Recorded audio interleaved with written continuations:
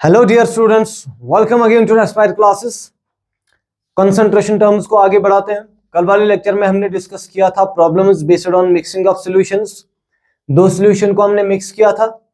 दो बातें जो थी इंपॉर्टेंट थी वो ये थी कि पहले हमने बताया था कि upon mixing of two solutions first number of moles remain same, और दूसरी बात यह है कि मास रिमेन सेम। बट ये तब तक है, this is valid unless and until कि जो रिएक्टिंग सब मिक्सचर्स है वो रिएक्शन ना करें।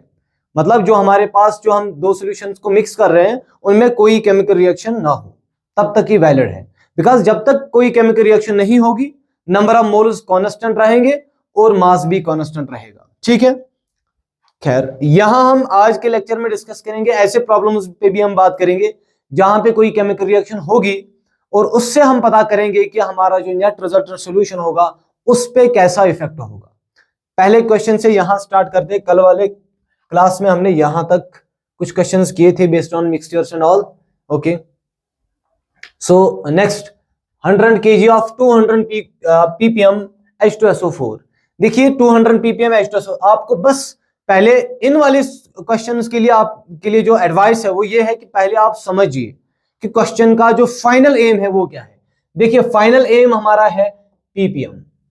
फाइनल एम हमारा है जो फाइनल रिजल्टेंट सॉल्यूशन होगा उसका पीपीएम क्या क्या होगा। और पीपीएम तो आप जानते हैं, पीपीएम के लिए आपके पास जो रिक्वायर्ड इंफॉर्मेशन होगी वो दो चीजें होंगी। पहला होगा मास ऑफ सॉल्यूट जिसकी आपको जरूरत पड़ेगी, और दूसरा होगा mass of solution, 10 power 6 gram mass of solution.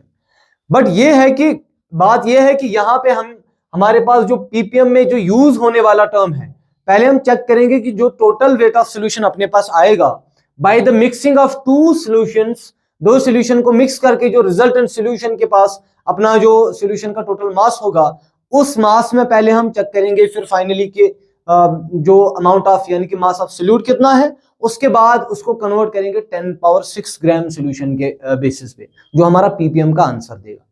चलिए स्टार्ट करते हैं। यहां देखते हैं 100 kg दिया है, केजी में दिया हुआ, अभी किलोग्राम्स में दिया है, ऑफ 200 ppm H2SO4। पहले आपको पता होना चाहिए 200 ppm क्या होता है। 200 ppm का क्या मतलब है? 200 ppm का मतलब यह है कि 10 पावर किसका, H2SO4 का, 10 पावर 6 ग्राम सॉल्यूशन के अंदर, 10 पावर 6 ग्राम सॉल्यूशन के अंदर 200 ग्राम H2SO4 का। क्लियर? ये तो इसका मतलब है। आपके पास दिया है 200 ppm H2SO4, बट टोटल कितना अमाउंट है? 100 kg।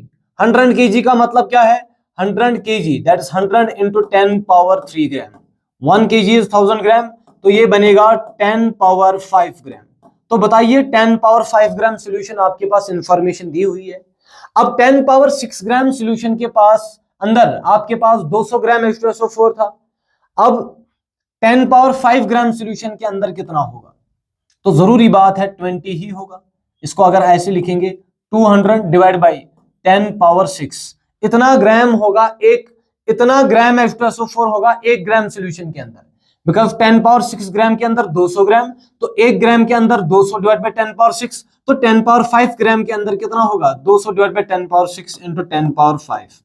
तो यहां से आप ये 10 पावर 5 और एक 10 पावर 6 का कैंसिल, और यहां 10 पावर 6, तो आपके पास जो बचा that will be equal to 20 gram किसका?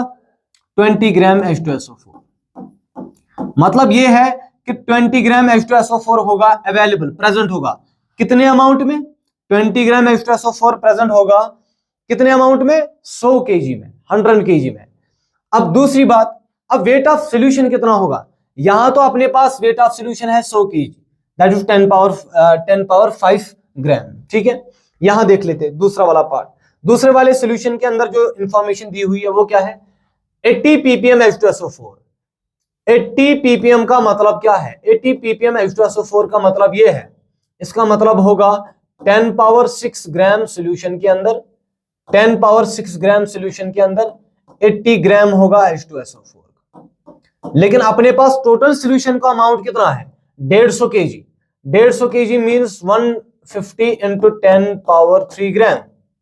तो आप इसको ऐसे भी लिख सकते हैं 15 इंटू 10 पावर 4 ग्राम सॉल्यूशन के अंदर 15 इंटू 4 10 पावर 4 ग्राम सोल्यूशन के अंदर कितना होगा? देखिए 1 ग्राम के अंदर 1080 डिवाइड बाय 10 पावर 6 होगा, तो 15 इंटू 10 पावर 4 के अंदर होगा 15 इंटू 10 पावर 4, इसमें मल्टीपल लग जाएगा, तो ये 10 पावर 4 और एक 10 पावर 5 यहां बनेगा, 10 पावर 5 यहां बचेगा, 10 पावर 1, तो 8 इंटू 15 दैट इज 8 5 40 48 1 8, तो ये कितना बचा? 120, तो दैट इज 12.0। यहां आप चेक करेंगे 12 ग्राम होगा। तो यहां पे अमाउंट ऑफ जो वेट ऑफ, यहां पे वेट ऑफ सॉल्यूट जो है H2SO4 का जो वेट है दैट इज 12 ग्राम। तो अब आपके पास, आप मुझे बताइए कि पीपीएम में आपको पता क्या चलना चाहिए? पीपीएम में आपको कुछ बातों का पता होना जरूरी है, कुछ डेटा पता होना जरूरी है। वो ये है कि सॉल्यूट का मास पता होना चाहिए, सॉल्यूशन का मास पता होना चाहिए। तो सॉल्यूट का मास कितना होगा टोटल, वेट ऑफ सॉल्यूट कितना होगा? अभी हम उन वाले क्वेश्चंस पे बात कर रहे हैं जहां कोई भी केमिकल रिएक्शन नहीं होता। जैसे ही केमिकल रिएक्शन बीकर के अंदर स्टार्ट होगी, वहां पे कुछ सारा का सारा सीन बदल जाएगा। मुझे बताइए वेट ऑफ सॉल्यूट कितना होगा टोटल में? पहले में वेट ऑफ सॉल्यूट 20 ग्राम, दूसरे में वेट ऑफ सॉल्यूट 12 ग्राम, तो टोटल होगा 32 ग्राम, ये वेट ऑफ सॉल्यूट होगा। और वेट ऑफ सॉल्यूशन कितना होगा? वेट ऑफ सॉल्यूशन कितना होगा? वेट ऑफ सॉल्यूशन होगा 150 ग्राम, सॉरी 150 केजी और 100 KG, that 250 KG, 250 KG, 250 KG. और वो कितना होगा? दैट विल बी, आप इसको ऐसे भी कर सकते हो, 250 that is 250 into 10 power 3 that is 25 into 10 power 4, 25 into 10 power 4 grams होगा, इतना होगा वेट ऑफ सॉल्यूशन। इसका मतलब ये है कि 25 इंटू 10 पावर 4 ग्राम सॉल्यूशन के अंदर, मेरे भाई 25 इंटू 10 पावर 4 ग्राम सॉल्यूशन के अंदर कितना वेट होगा सॉल्यूट का? 32 ग्राम होगा। अब बस हो गया हमारा क्वेश्चन। अगर इतने अमाउंट में 32 ग्राम है तो एक में कितना होगा? 1 ग्राम के अंदर होगा, 1 ग्राम के अंदर होगा 32 divide by 25 into 10 power 4, okay 10 power 4, और यहां लग जाएगा, हमें करना किसे? पीपीएम करना है, तो 10 पावर 6 ग्राम सॉल्यूशन के अंदर होगा, मल्टीपल करेंगे 10 पावर 6, ठीक है। तो यहां 10 पावर 4 और 10 पावर ये कैंसिल हो जाएगा, this will be equal to 3200 divide by 25, इतना बनेगा ये पीपीएम। आप इसको फर्दर सॉल्व कर सकते हैं, जैसे 25 से ही कर लो, 5 से कर लो, पहले इसको 5 से कर लो, तो यहां 5 5 बन जाएगा, 5 5 बनेगा, तो 5 6 30 बनेगा, यहां बचा 32, ये बचा 25 4 640, तो फिर से कर लो, 5 यहां 640 है, ये बचा 640 डिवाइड बाई 5, तो यहां 5 1 5 2 10 14 14 और ये 5 8 दैट इज 128, तो 128 पिकोमीटर, सॉरी पीपीएम, एक 128 पीपीएम, ठीक है। इतना बनेगा सोल्यूशन, नेट रिजल्टेंट सोल्यूशन जो होगा इसका जो पीपीएम होगा 128 पार्ट्स पर मिलियन, इतना होगा। क्लियर? ये सब चीजें आप खुद कर सकते हैं फिर आराम से, यहां पे मैं टाइम बिल्कुल भी वेस्ट नहीं कर सकता। चलिए नेक्स्ट क्वेश्चन पे देख लेते हैं। 2320 gram of solution of 4 molal, small m दिया है तो मोलैलिटी दिया हुआ है, देखिए स्मॉल एम पे ध्यान देना है, ये दिया है मोलैलिटी नॉट मोलैरिटी, मोलैलिटी दिया हुआ है। अब फिर से पढ़ने का तरीका क्या है? देखिए 4 मोलल दिया है, 4 मोलल NaOH का क्या मतलब? इसका ये मत, मोलल में मोलैलिटी में हम लेते हैं वेट ऑफ सॉल्वेंट, तो 4 मोलल्स NaOH का मतलब ये होगा कि 1000 ग्राम सॉल्वेंट के अंदर, 1000 ग्राम सॉल्वेंट के अंदर 4 मोल्स होंगे NaOH के, 4 मोल्स NaOH का होगा। और 4 मोल्स, तो इसका मतलब ये भी है 4 मोल्स का वेट कितना होगा? NaOH का जो एक जो मोलर वेट होगा दैट विल बी 40, तो 4 इंटू 40 दैट इज 160 ग्राम। तो मैं यहां ये बोल सकता हूं कि 1000 ग्राम सोल्यूशन के अंदर, 1000 ग्राम सॉल्वेंट के अंदर 160 ग्राम होगा किसका? 160 ग्राम होगा सोल्यूट का। पहले हम देखते हैं फाइनल में हमें चाहिए क्या। फाइनल में हमको चाहिए मोलैलिटी। अब जब मोलैलिटी आपको चाहिए तो इसका मतलब मोलैलिटी चेक करने के लिए आपको पहले चाहिए मास ऑफ तो सॉल्वेंट चाहिए, मास ऑफ सॉल्वेंट भी चाहिए और मास ऑफ सोल्यूट भी चाहिए। मास ऑफ सोल्यूट के बदले में एक अच्छा सा वर्ड लिखूंगा, number of moles of solute चाहिए। अरे बात है ना ठीक? बिकॉज एक तो मोलैलिटी के लिए आपको चाहिए मास ऑफ सॉल्वेंट और दूसरा आपको चाहिए मोल्स ऑफ सॉल्यूट। तो बताइए यहां 1000 ग्राम के अंदर 4 मोल, तो 1000 ग्राम सॉल्वेंट के अंदर मैं यहां बोल सकता हूं 160 ग्राम होगा। मुझे पता होना चाहिए कि सॉल्यूशन का वेट कितना है, क्योंकि जैसे मुझे सॉल्यूशन का वेट पता चला, देखिए क्योंकि यहां पे अपने पास इंफॉर्मेशन दी हुई है 2320 gram of solution, 2320 gram of solution total. देखिए यहां वेट ऑफ सॉल्यूशन कितना, यहां बताइए आप वेट ऑफ सॉल्यूशन कितना होगा, यहां वेट ऑफ सॉल्यूशन कितना होगा, ये होगा, देखिए ये होगा वेट ऑफ सॉल्यूशन। एक तो वेट ऑफ सॉल्वेंट होगा 1000 प्लस वेट ऑफ सॉल्यूट होगा 160, इसका मतलब वेट ऑफ सॉल्यूशन टोटल होगा 1160 ग्राम। क्लियर? Wait of solution. मुझे बताइए कि इसका मतलब मैं ये बोल सकता हूं कि 1160 ग्राम ऑफ सॉल्यूशन के अंदर, अब आप बताएंगे सर इसकी क्या जरूरत है ये मेथड करने की, ये वाला स्टेप बढ़ाने की, यहां तो आया था हमारा नेट कॉन्सेप्ट, बट हमारे पास एक तो मोलैलिटी दिया हुआ है और दूसरी बात इसके साथ साथ हमें सॉल्यूशन का वेट भी दिया जा रहा है। एक तो मोलैलिटी तो बताते हैं, मोलैलिटी में तो हम ये कर सकते थे कि हमारे पास जो इंफॉर्मेशन होनी चाहिए वो सॉल्वेंट की इंफॉर्मेशन होनी चाहिए, लेकिन दिया क्या है, दिया है सॉल्यूशन। टोटल अमाउंट जो दिया है इस सॉल्यूशन का वो दिया है 2320 ग्राम। पहले मुझे पता होना चाहिए कि पहले अपने पास इस डेटा के अकॉर्डिंग, इस 4 मोलल NaOH लिखने के बाद अपने पास जो इंफॉर्मेशन आएगी वो आएगी सॉल्यूशन का जो वेट आएगा 116 ग्राम, 1160 ग्राम ऑफ सॉल्यूशन। तो मतलब ये है कि 1160 ग्राम के अंदर 160 ग्राम होगा किसका, 160 ग्राम होगा किसका, चबाश NaOH है, तो सॉल्यूट है NaOH। अब अगर 1160 के अंदर 160 ग्राम है NaOH का, तो टोटल कितना दिया है 2320। आप देखिए 2320, देखिए 1160 का डबल है ये, आप देखिए 2320 इज द डबल ऑफ 1160, तो 2320 ग्राम ऑफ सॉल्यूशन के अंदर कितना होगा, हमेशा एग्जामिनर इसी टाइप का वैल्यू देगा आपको। तो 2320 ग्राम ऑफ सॉल्यूशन के अंदर कितना होगा, अगर 1100 के अंदर 1160 के अंदर 160, तो डबल के अंदर डबल होगा, इसका मतलब 320 ग्राम ऑफ NaOH होगा। मेरे भाई लास्ट में अपने को जो चाहिए वो फाइनली तो ये चाहिए ना कि हमें चाहिए मोलैलिटी, उसके लिए हमें वेट ऑफ सॉल्वेंट पता होना चाहिए। मतलब ये है कि इस 2320 ग्राम ऑफ सॉल्यूशन के अंदर जो अब वेट है सॉल्वेंट का, यहां समझिए ये सबसे इंपॉर्टेंट वाला फैक्टर है, इसका पैरामीटर है। वेट ऑफ सॉल्वेंट कितना होगा इसमें से वेट ऑफ सॉल्वेंट होगा, देखिए वेट ऑफ सॉल्यूट है इसमें 320 ग्राम, वेट ऑफ सॉल्यूट इसमें है 320, इसका मतलब 2320 ग्राम ऑफ सॉल्यूशन के अंदर अगर 320 ग्राम किसका है सॉल्यूट का, तो ये कितना बचा 2000 ग्राम। मतलब जो सॉल्वेंट का वेट है ना, सॉल्वेंट का वेट है वो 2000 ग्राम है, सॉल्वेंट का वेट 2000 ग्राम, देख लीजिए आराम से। अब और एक क्वेश्चन आएगा सर ये किस काम का, सॉल्वेंट का वेट हमारे किस काम का, अरे इस काम का है ना, मोलैलिटी में तो सॉल्वेंट का वेट आप ढूंढोगे, आप समझ रहे हो, इसलिए पहले से इसका वैल्यू पता करके रखो। यहां दिया है 2 मोलल NaOH, 2 मोलल NaOH का कहने का मतलब है कि 1000 gram of solvent, 1000 gram of solvent के अंदर 1000 ग्राम ऑफ सॉल्वेंट के अंदर 2 मोल्स के कहने का मतलब है 80 ग्राम NaOH होगा, 2 मोल का मास होगा 80 ग्राम NaOH। अब मुझे बताइए 2 मोल NaOH का मास होगा 80 ग्राम NaOH, ठीक है।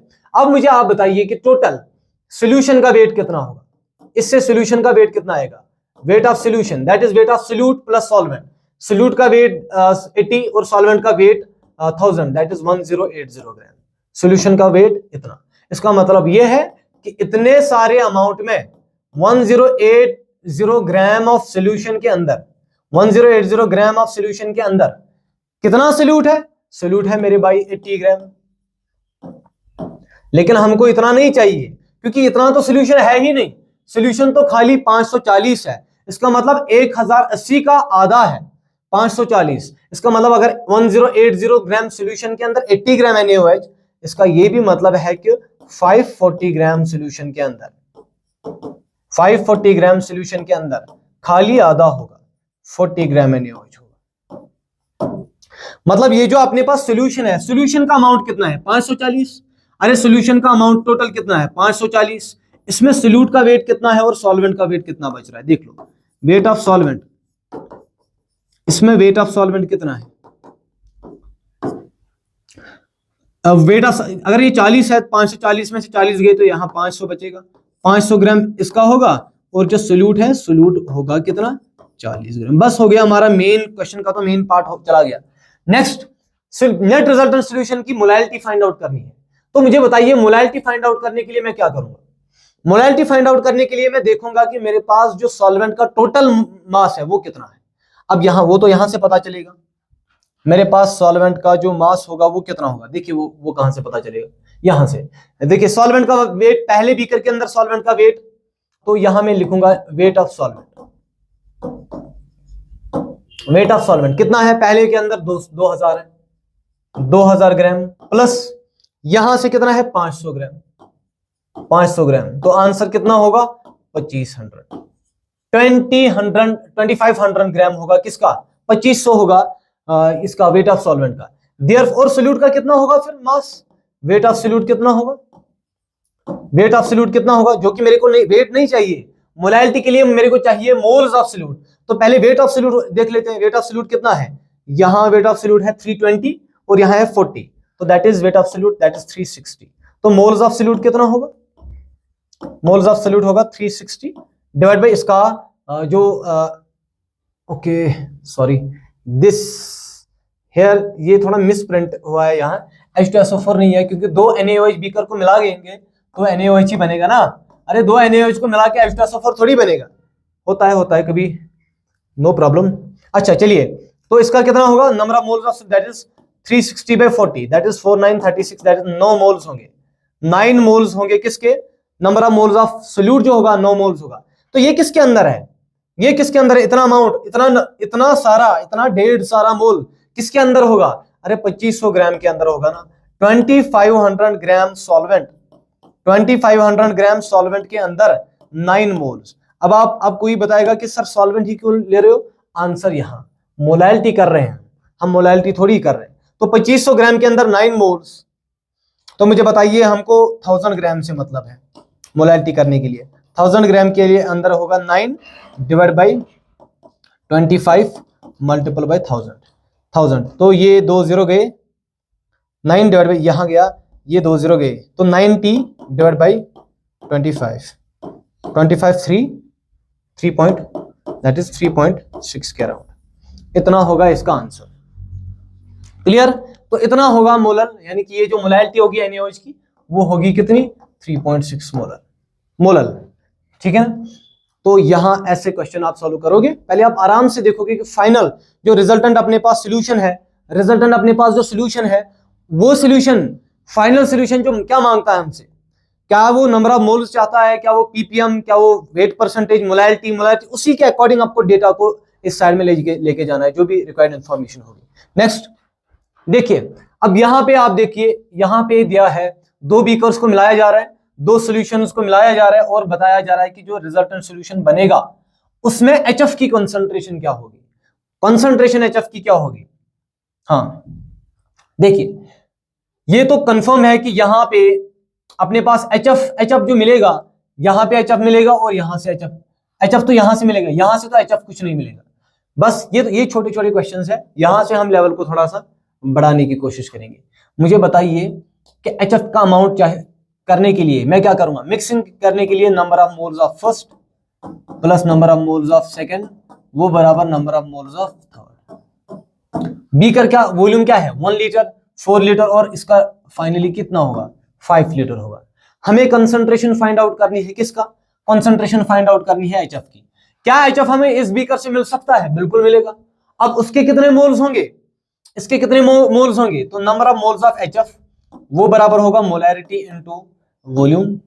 यहां number of moles of HF that is molarity into volume, और वो बराबर होगा number of moles of HF third के अंदर जो n थर्ड होगा, number of moles of third that will B molarity into volume, मतलब मिक्सचर का। अब HF हमें यहां से तो नहीं मिलेगा, इसका मतलब यहां से 0 है, बिकॉज ये वाटर है, वाटर में तो HF की कंसंट्रेशन 0 होगी। बड़ा सा सिंपल प्यारा सिंपल क्वेश्चन है। यहां से मोलैरिटी कितना है 4 मोलर है और यहाँ इसका volume 1, that will be equal to 4 plus 0 और ये बराबर हो जाएगा, इसकी मोलैरिटी मान लीजिए मैंने x ले ली, चलिए या ऐसे समझते हैं, इसकी मोलैरिटी, इसकी कंसंट्रेशन मल्टीपल बाय इसका वॉल्यूम, वॉल्यूम कितना होगा 5। तो इसका मतलब है ये जो HF होगा, बड़ा सा सिंपल क्वेश्चन है, यहां से असल में हमारी लेवल बढ़ेगी इस क्वेश्चन की 0.8, तो ये होगा इसका आंसर 0.8। तो फाइनल रिजल्टेंट सॉल्यूशन के अंदर जो इसकी कंसंट्रेशन होगी दैट विल बी 0.8। अगले क्वेश्चन पे आते हैं, देखिए 4 molar HF 1 litre 9 litre water, फिर से वही स्टोरी है, ये आप खुद कर लेंगे, ये आपके लिए बड़ा सिंपल सा होमवर्क है। नेक्स्ट क्वेश्चन पे आते हैं, यहां देखिए 2 molar NaCl 1 molar MgCl2 Na positive Cl negative और Mg2 पॉजिटिव की कंसंट्रेशन पता करनी है, ठीक है, ये Mg2 पॉजिटिव है, ठीक है, ओके, ठीक है, बताइए हमको क्या चाहिए, हमको Na पॉजिटिव चाहिए, Cl नेगेटिव चाहिए और Mg2 पॉजिटिव चाहिए। पहले हम देखेंगे Na पॉजिटिव के लिए, फॉर Na पॉजिटिव के लिए, Na पॉजिटिव के लिए क्या मुझे यहां से मिलेगा, बिल्कुल यहां से Na पॉजिटिव मिलेगा, यहां से कोई Na पॉजिटिव नहीं मिलेगा, that will be equal to net resultant solution में Na पॉजिटिव की कंसंट्रेशन। यहां से Na पॉजिटिव कितना मिलेगा, दैट इज इसके number of moles of Na positive, that will be equal to molarity into volume, molarity कितना, मोलैरिटी तो 2 है, वॉल्यूम 2 है। यहां से ये सिंपल सा क्वेश्चन है, बट इसमें बच्चे जो है गलती कर देते हैं, कहां गलती करेंगे, यहां थोड़ी देर बाद में आपको पता चलेगा, and that will be equal to इस Na पॉजिटिव की कंसंट्रेशन यहां कितनी होगी, दैट इज मोलैरिटी इनटू इसका वॉल्यूम। अब 2 लीटर और 1 लीटर को मिला के आपका मिलेगा 3 लीटर, इसका मतलब जो Na पॉजिटिव की कंसंट्रेशन होगी that will be equal to 4 divide by 3। Okay, this will be the answer, ठीक है। चलिए 80%, यहां देख लीजिए, अच्छा 1 पॉइंट समथिंग, यहां देख लीजिए, अब मैं चेक करूंगा किसके लिए, फॉर Mg2 पॉजिटिव के लिए, क्या यहां से Mg2 पॉजिटिव मिलेगा, बिल्कुल नहीं, यहां से Mg2 पॉजिटिव का अमाउंट 0 होगा, लेकिन यहां से Mg2 पॉजिटिव का मिलेगा, बिकॉज ये Mg2 पॉजिटिव MgCl2 डिसोसिएट होगा, Mg2 positive plus twice Cl negative, मतलब ये है कि अगर मैं 1 मोलर Mg2 पॉजिटिव ले रहा हूं, यहां पे वॉल्यूम कितना है, वॉल्यूम नहीं लिखा है, अब मैंने यहां से वॉल्यूम जो है वो 1 लीटर समझ लो, आंसर आ जाएगा, ठीक है। चलिए 2 लीटर को 1 लीटर से मिला के जो हमारा नेट रिजल्टेंट बनेगा 3 लीटर का होगा। यहां बताइए Mg2 पॉजिटिव जो है ना, यहां पे Mg2 पॉजिटिव 1 मोल MgCl2 के अंदर, 1 मोल MgCl2 के अंदर 1 मोल Mg2 पॉजिटिव होगा और 2 मोल Cl नेगेटिव के होंगे, तो यहां पे जो Mg2 पॉजिटिव का जो अमाउंट होगा that is number of moles होगा, वो बराबर होगा इसकी मोलैरिटी, मोलैरिटी कितनी है 1 मोलर, और इनटू वॉल्यूम क्या है 1 लीटर, ठीक है, और वो बराबर इसका दैट इज Mg2 पॉजिटिव का concentration that is molarity into इसका वॉल्यूम दैट इज 3। इसका मतलब ये है कि ये जो Mg2 पॉजिटिव है इसका जो अमाउंट बनेगा वो बनेगा कितना 1/3, तो 0.33 का आंसर होगा, ठीक है।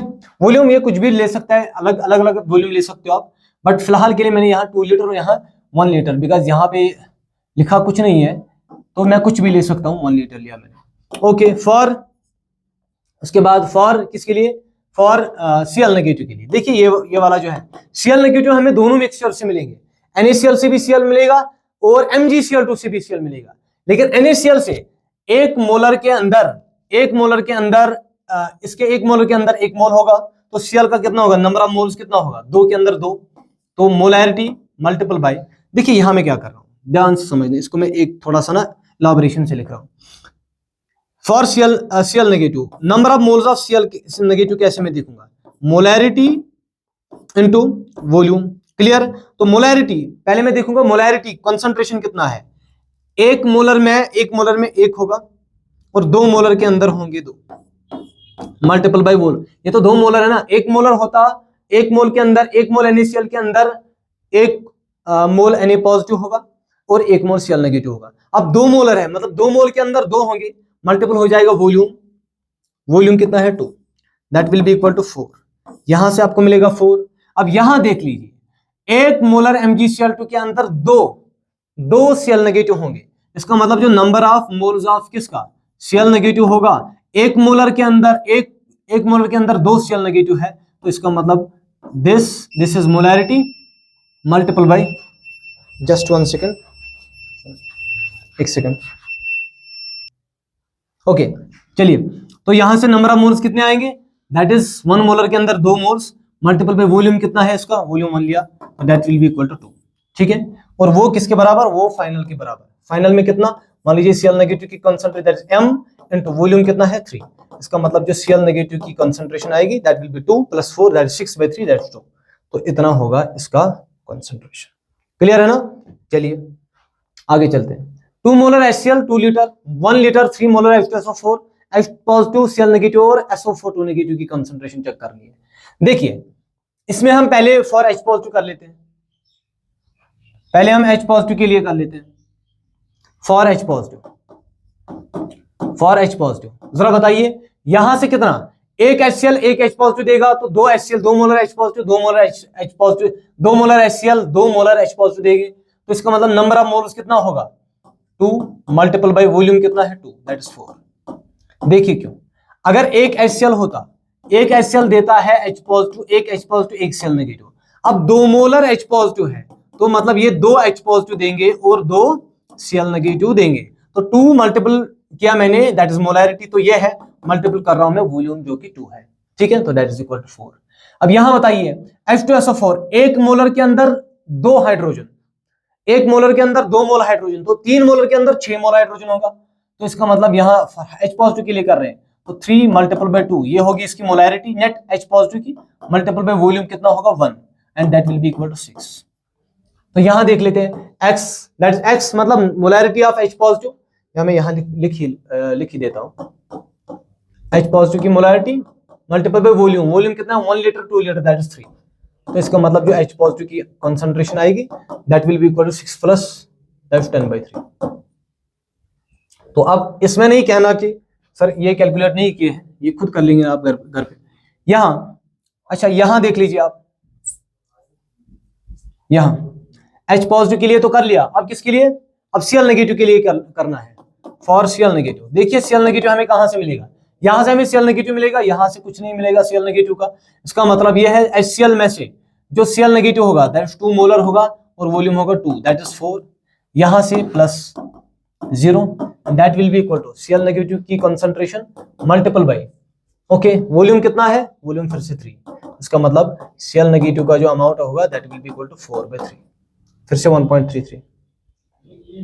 आगे for SO4 2 negative, SO4 2 negative का तो यहां से कुछ नहीं मिलेगा, यहां से एक मोलर के अंदर, एक मोलर H2SO4 के अंदर एक मोलर SO4 2 नेगेटिव, तो 3 के अंदर 3 मल्टीपल बाय 1 मल्टीपल बाय 1। ठीक है, मतलब 3 मोलर के अंदर हर एक मोल 3 मोलर है, हर एक के अंदर एक SO4 और मल्टीपल करेंगे दैट इज दिस वाला फैक्टर, ये वाला फैक्टर हमें मोलैरिटी देगा और ये वॉल्यूम। ठीक है, होप क्या आप समझ रहे होंगे। यहां 3/3 1 क्लियर है, परफेक्ट। यहां देख लेते हैं, शाबाश। देखिए अब तक तो हम रिएक्शन उन वाले रिएक्शंस के बारे में उन वाले मिक्सचर्स के बारे में बात कर रहे थे जहां पे कोई रिएक्शन नहीं हो रहा था।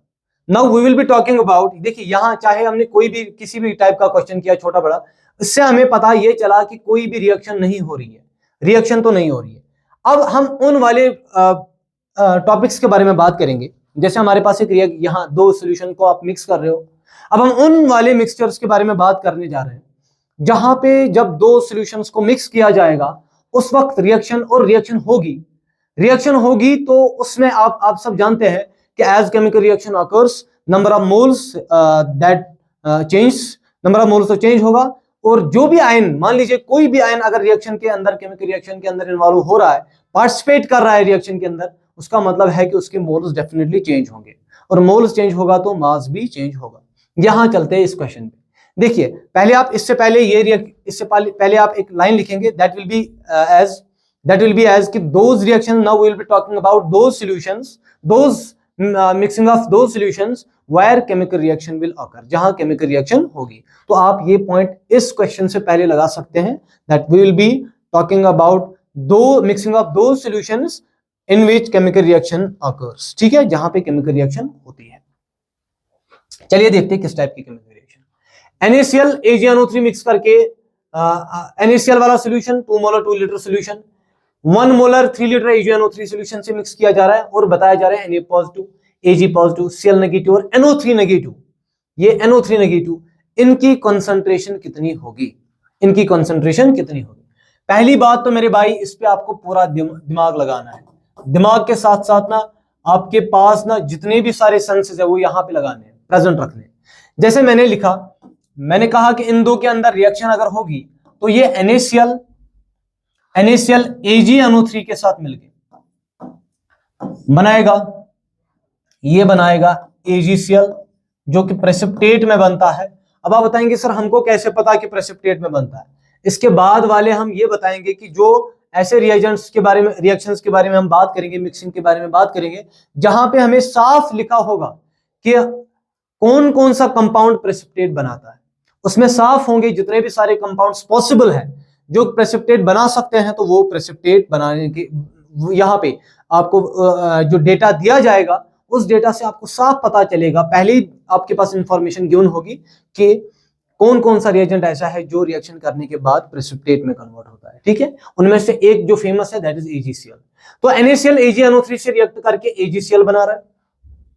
अच्छा, AgCl बना रहा है प्लस क्या मिलेगा, देखिए NaCl और AgNO3 से कंबाइन होके ये जो AgCl बनेगा और साथ में मिलेगा हमको NaNO3 सोडियम नाइट्रेट, ऐसा मिलेगा।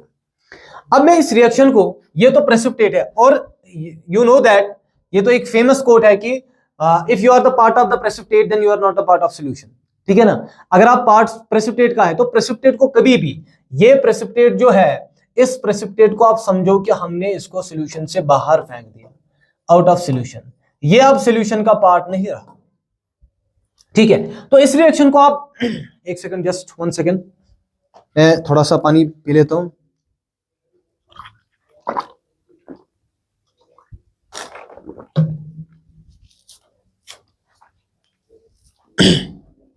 चलिए यहां देख लेते हैं इस रिएक्शन को। This reaction can be written as Na positive plus Cl negative plus silver nitrate में क्या लिख सकते हैं, Ag positive plus NO3 negative.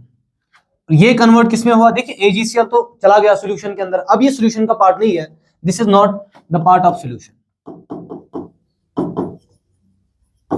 Not the part of solution. अब बचा क्या, NaNO3, तो ये हमें इस फॉर्म में, या हम वैसे लिख तो सकते हैं बिकॉज सॉल्यूशन के अंदर प्रेजेंट है, पार्ट नहीं है सॉल्यूशन का, कंट्रीब्यूट कुछ नहीं करेगा, पार्टिसिपेट बिल्कुल भी नहीं करेगा, बट लिख के रखेंगे।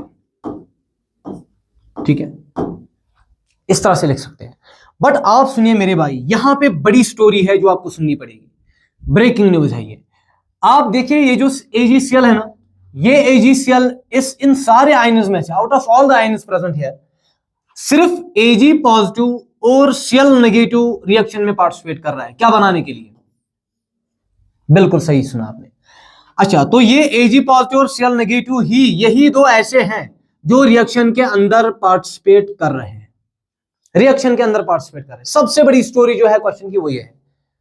तो ये Ag पॉजिटिव और Cl नेगेटिव रिएक्शन के अंदर पार्टिसिपेट करके AgCl बना रहे हैं, और इनमें से जो Na पॉजिटिव और NO3 नेगेटिव है वो बिल्कुल अनरिएक्टेड, वो रिएक्शन में पार्टिसिपेट नहीं कर रहे। बट बात यह है कि क्या इनका जो मोल्स है, इनके जो मोल्स है वो चेंज हो जाएंगे। देखिए AgCl का तो पक्का हो जाएगा, 1 मोल और 1 मोल मिलके हमारा 1 मोल दे रहा है, तो 2 मोल मिलके 1 मोल बना रहा है, इसका मतलब मोल्स तो चेंज हुए। बट बात है किसकी, Na पॉजिटिव और NO3 नेगेटिव की, सोडियम पॉजिटिव और नाइट्रेट की, जो कि रिएक्शन के अंदर पार्टिसिपेट नहीं कर रहे हैं। तो क्वेश्चन मेरा ये है, क्या इनके मोल्स चेंज होंगे, क्या इनके मोल्स चेंज होंगे, बताइए जल्दी से क्या इनके मोल्स चेंज होंगे। देखिए इनका मोल्स तो चेंज नहीं होगा, बट इनका कंसंट्रेशन चेंज होगा, डेफिनेटली कंसंट्रेशन चेंज होगा। रीजन इसकी जो कंसंट्रेशन है, कंसंट्रेशन 2 तरीकों से चेंज हो सकता है, इधर बाय जो हमने काइनेटिक्स में भी पढ़ते हैं, number of moles by volume. आप चाहे कंसंट्रेशन को अगर आपने वेरी करना है, नंबर ऑफ मोल्स कांस्टेंट रख लो, वॉल्यूम चेंज कर लो। अरे भाई इस Na पॉजिटिव और NO3 नेगेटिव के लिए तो वॉल्यूम चेंज हो रहा है ना, वॉल्यूम चेंज हो रहा है, इसका मतलब कंसंट्रेशन भी चेंज हो रहा है। बात को समझो, यहां पे Na पॉजिटिव और NO3 नेगेटिव के लिए वॉल्यूम चेंज हो रहा है। ये Na पॉजिटिव किसका पार्ट था, 1 लीटर 2 लीटर वाले पार्ट सॉल्यूशन का पार्ट था। अब इसने किसी के साथ मिक्स वगैरह की, करके जो आपका रिजल्टेंट है ये कितना है 5 लीटर। इसका तो वॉल्यूम बहुत बढ़ गया, 2 से 5 लीटर हो गया। इसका मतलब इसकी कॉन्सेंट्रेशन डेफिनेटली चेंज होगी, इसकी कॉन्सेंट्रेशन डेफिनेटली चेंज होगी। अब कॉन्सेंट्रेशन कितनी चेंज होगी वो हम देखते हैं। अब सॉल्यूशन के अंदर ये Ag पॉजिटिव कितना बचा होगा, नहीं बचा होगा, बिकॉज जो 1 मोल था Ag पॉजिटिव, उसी 1 मोल Ag पॉजिटिव ने Cl नेगेटिव के साथ रिएक्शन करके AgCl बना दिया। अब बचा क्या, बचा Na पॉजिटिव और NO3 नेगेटिव। अब अगर कोई आपसे ये पूछे कि बताइए जो Na पॉजिटिव है, Na पॉजिटिव के तो मोल्स कांस्टेंट रहे, जरूर मोल्स रिमेन कांस्टेंट, बट इसका कंसंट्रेशन चेंज होगा, बस इसका कंसंट्रेशन चेंज होगा।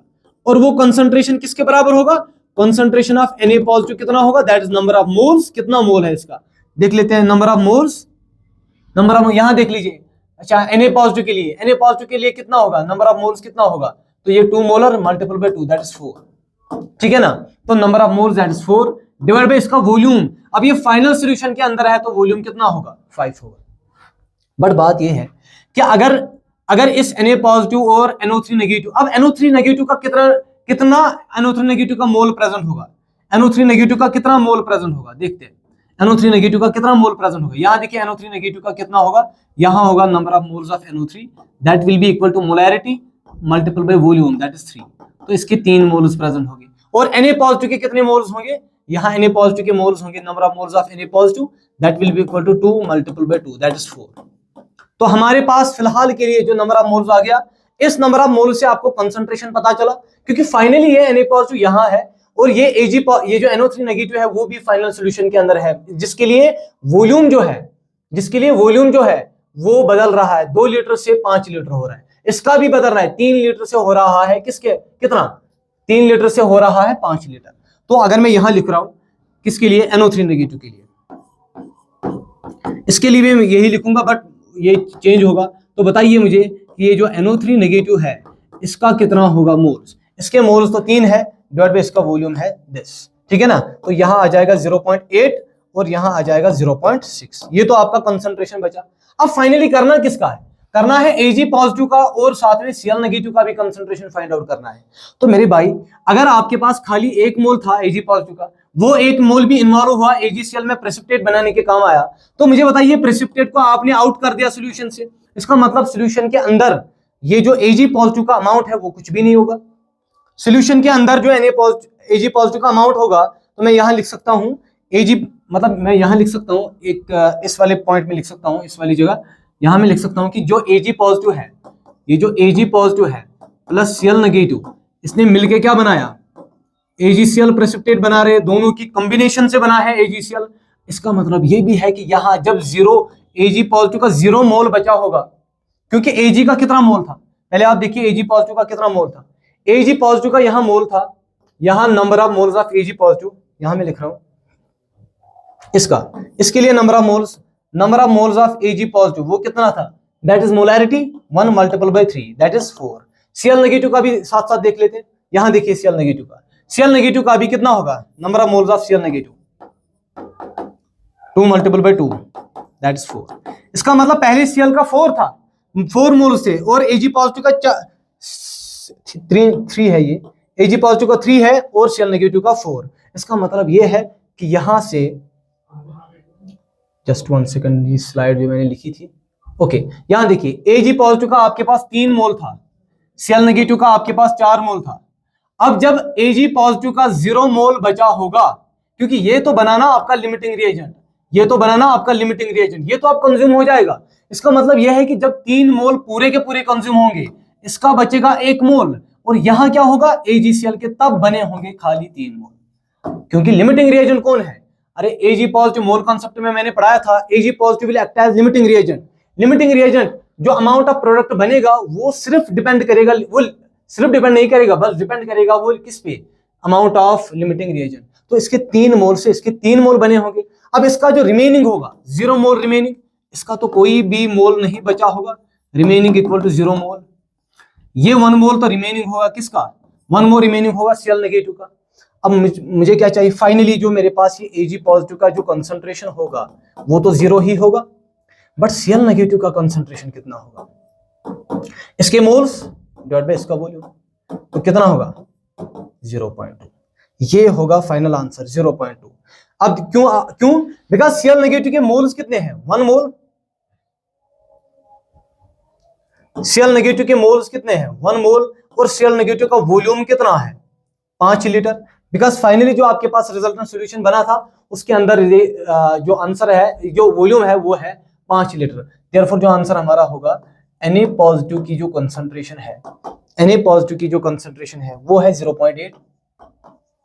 ओके, Cl नेगेटिव की जो कंसंट्रेशन है, जो Cl नेगेटिव की कंसंट्रेशन आई वो आई 0.2। जो Ag पॉजिटिव की कंसंट्रेशन आई, ये तो पूरा का पूरा कंज्यूम हुआ 0। और लास्ट में जो नाइट्रेट की कंसंट्रेशन आई, NO3 नेगेटिव की कंसंट्रेशन आई, और वो कितना आया था? 0.6। ठीक है, ऐसे आप क्वेश्चंस को सॉल्व करेंगे। ठीक है, बाकी बातें कल करेंगे। तब तक के लिए आप लेक्चर्स देखते रहिए, रेस्पायर को सपोर्ट करते रहिए। Thank you very much.